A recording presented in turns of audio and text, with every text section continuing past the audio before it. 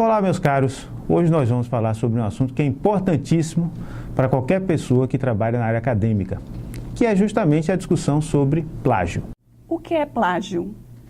Plágio é um termo que tem vários conceitos. Vou trabalhar aqui com o conceito do CNPq. O CNPq entende que plágio é algo que ocorre todas as vezes que um pesquisador se apropria de um texto de outra pessoa, de outro pesquisador, ou se apropria das ideias de outra pessoa sem atribuir a devida fonte, o devido crédito a quem realmente produziu esse material. Quais os tipos de plágio mais comuns? Existem várias classificações, várias tipologias de plágio. Vou trabalhar aqui com a categorização que aparece no artigo de Ernest Spinack. Ele cita vários tipos. Vou trazer aqui para vocês apenas alguns que são mais comuns, que a gente encontra mais na nossa vivência acadêmica. Um deles é o que ele chama de plágio completo. O que seria o plágio completo? É quando simplesmente o sujeito vem, o nome que consta na autoria do trabalho é João, delete, escreve-se Maria. Pronto, é simplesmente trocar o nome do autor do trabalho. Essa é a forma que eu diria mais grosseira de proceder e é o que chamamos de plágio completo. Nós temos também outros tipos. Outro seria autoria inválida. É quando simplesmente não se cita corretamente o nome do autor ou não se apresenta a referência desse autor. Isso é um problema, porque nós temos que ter precisada a acreditação de autoria. Então, muita atenção na hora de construir referências e as chamadas nas citações. Outra maneira que nós temos de plágio, que é muito corrente, é o que se chama de fonte secundária. O que acontece? O sujeito leu um artigo que fala sobre a obra de Piaget. Esse artigo tem várias citações que foram tiradas de texto de Piaget. No entanto, esse pesquisador que não leu as obras de Piaget que são citadas no artigo, retira aquelas citações e coloca no seu trabalho como se ele tivesse lido no original, quando na verdade ele só leu o artigo. Esse é o plágio de fonte secundária, onde não há a leitura do texto original, mas o pesquisador quer fazer parecer que leu estes trabalhos. Outro tipo de plágio comum é o que nós chamamos de paráfrase. Junto a este também temos o que chamamos de autoplágio. Esses dois tipos nós vamos analisar com um pouco mais devagar, um pouco mais lentamente, porque são importantes e há maneiras de se contornar para se produzir um bom trabalho, evitando esse tipo de equívoco. O que é autoplágio? Autoplágio é uma palavra que se pode deduzir até pela formação dos seus radicais, né? Auto, de si próprio. Seria o plágio produzido por si mesmo. Parece uma contradição em termos, mas não é, se vocês prestarem atenção. O que ocorre? Cada trabalho que um pesquisador produz, ele é único e próprio em si mesmo. Não é possível pegar um mesmo trabalho, apenas mudar o título, mudar alguns detalhes na metodologia e reapresentá-lo como se fosse inédito. Uma das características do trabalho acadêmico é justamente seu ineditismo. Então, não podemos nos repetir, nos apropriar de nossas ideias para produzir trabalhos que são similares, ou às vezes até idênticos, com pequenas alterações, como se fossem inéditos, apenas para produzir um volume maior de obras, de publicações, ou até com outros objetivos que realmente fogem ao compromisso ético que todo pesquisador deve ter com a verdade. Então, autoplágio é algo que deve ser evitado. Quem está fazendo seu TCC, sua dissertação, sua tese, deve produzir um trabalho original para aquele propósito a que se destina, não se apropriar de produções anteriores, adaptando-as para este novo fim. O que é paráfrase? Toda paráfrase é plágio? Paráfrase é um tema delicadíssimo no assunto do plágio. Basicamente, como é que funciona a paráfrase? O sujeito pega uma citação de um autor, faz algumas modificações, ou até uma reescrita total, e apresenta isso como de sua autoria, quando na verdade não foi ele que escreveu, ou a ideia não é dele. Isso também é plágio. A paráfrase não necessariamente incorre em falta técnica. Existe uma maneira de burlar isso. E a melhor maneira de explicar isso é com um exemplo. Eu vou trazer para vocês um pequeno trecho de um livro de Paulo Freire, que é Educação como Prática da Liberdade. Uma das grandes, se não a maior, tragédia do homem moderno está em que é hoje dominado pela força dos mitos e comandado pela publicidade organizada, ideológica ou não, e por isso vem renunciando cada vez, sem o saber, à sua capacidade de decidir. O texto, assim como está, é de Paulo Freire. Essa é a citação direta. Como seria a paráfrase desse texto? Inúmeras maneiras. Este aqui é apenas um exemplo que não esgota as formas diferentes de parafrasear esse trecho de Paulo Freire. Começa a leitura. O poder de penetração dos meios de comunicação de massa em nossa sociedade é tal que, aos poucos e discretamente, vai minando nos cidadãos a capacidade de decidir sobre seus próprios destinos. Observem que ao final desse trecho foi introduzida a chamada Freire, 1967. O que significa isso? Significa que a essência do texto está contida nesta obra de Freire, mas que as palavras não são de Freire, as palavras são do pesquisador. Essa é a maneira de transformar uma paráfrase num texto utilizável academicamente, num texto que serve aos propósitos da academia. Elimina-se assim a possibilidade de plágio, porque a fonte foi citada, o autor foi creditado, então as ideias pertencem a ele. A ABNT chama isso de citação indireta. Por aí nós podemos ver que a própria Associação Brasileira de Normas Técnicas, na sua norma NBR 10.520, legitima esse procedimento. Portanto, nós podemos utilizar sem medo de errar. Basta, quando houve a modificação do texto, acrescentar ao final do parágrafo, entre parênteses, em caixa alta o nome do autor, vírgula, o ano. Reparem que nesse procedimento o número de página sai. Não se utiliza o número de página na citação indireta. Como evitar o plágio? Existem várias maneiras que se pode utilizar. Uma delas é essa que acabei de citar, essa da paráfrase. Mas existem outras.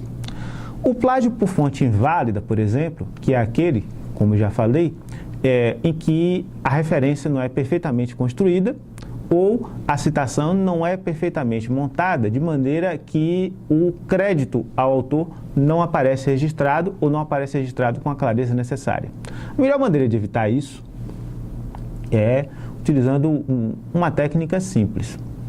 Todas as vezes que o indivíduo estiver escrevendo um texto acadêmico e ele citar um autor, a melhor maneira é, num arquivo à parte, construir imediatamente a referência.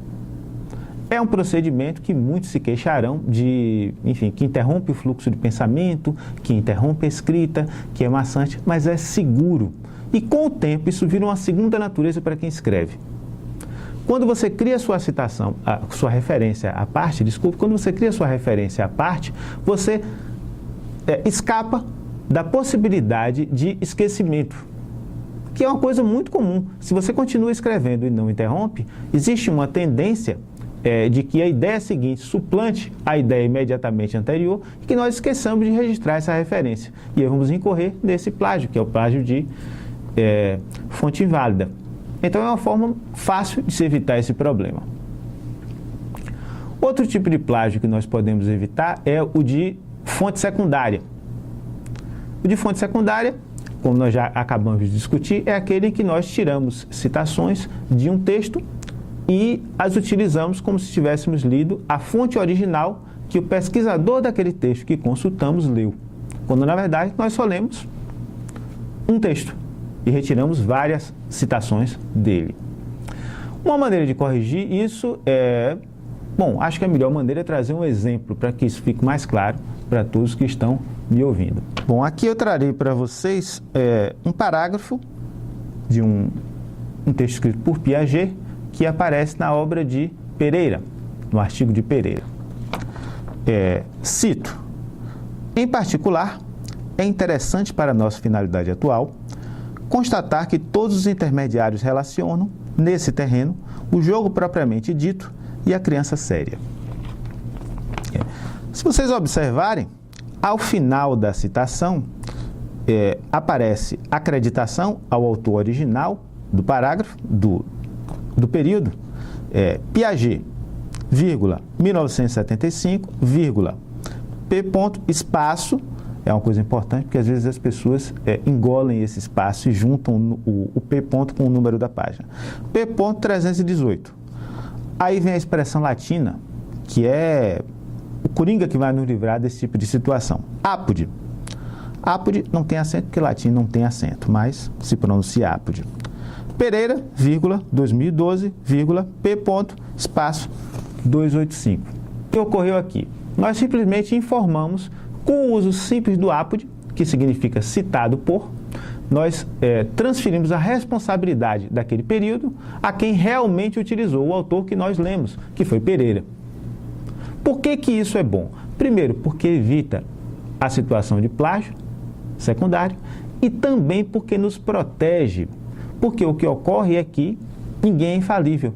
E às vezes acontece de um pesquisador que citou o texto de Piaget incorreu algum erro no momento de transcrever.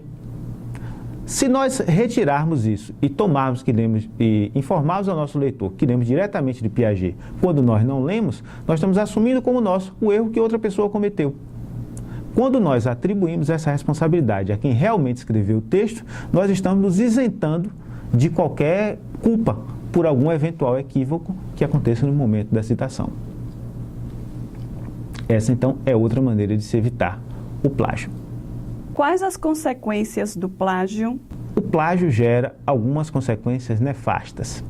Vou começar pelo aspecto legal do assunto. A Lei número 9.610, que é a Lei de Direito Autoral, estabelece no seu artigo 7º, cito, são obras intelectuais protegidas as criações do espírito, expressas por qualquer meio ou fixadas em qualquer suporte, tangível ou intangível, conhecido ou que se invente no futuro, tais como, e aí vem o seu inciso primeiro, os textos de obras literárias, artísticas ou científicas. Em outras palavras, nós temos aqui a Lei de Direito Autoral que protege o autor do texto científico, do texto acadêmico. Na sequência, nós vemos com um artigo do Código Penal. O artigo 184 do Código Penal estabelece o seguinte, cito, violar direitos de autor e os que lhes são conexos. Pena, detenção de 3 meses a 1 ano ou multa. Então, como nós vemos, existe um aspecto legal envolvido, que pode levar até da reclusão até a multa. Portanto, são consequências extremamente desagradáveis que vale a pena evitar a qualquer custo. Mas essas não são as únicas consequências que nós temos com relação a isso. Um trabalho que possui plágios, seja ele um TCC, seja ele uma dissertação, seja ele até uma tese, se esses plágios são identificados pelas leis de ética da academia, esses trabalhos podem ser rejeitados. Então, o curso que teria seu coroamento com a entrega desse trabalho pode se transformar numa experiência fracassada, por conta de uma atitude impensada que gera esse tipo de consequência negativa. O último aspecto que eu queria destacar nas consequências é, na verdade, o que eu considero o mais importante, mas o que as pessoas talvez menos comentem, que é o seguinte, que é o aspecto da ética em si. Uma das grandes dificuldades que nós vemos, que enfrentamos hoje na sociedade brasileira, é justamente o decaimento dos princípios éticos e a facilidade com que nos deixamos levar por comportamentos duvidosos e que atentem contra esses princípios éticos. Nós temos que observar isso porque é uma maneira de melhorar até a própria ambiência da sociedade. Não é possível proceder dessa maneira, porque, na verdade, esse é um atalho. O plágio é um atalho que, num primeiro momento, se não detectado, pode até levar o seu autor a acreditar que conseguiu um ganho pelo qual não teve que se esforçar muito, que foi um benefício. No entanto, se nós pensarmos que a produção de conhecimento serve muito mais ao indivíduo até do que à própria instituição, nós estamos lesando a nós mesmos.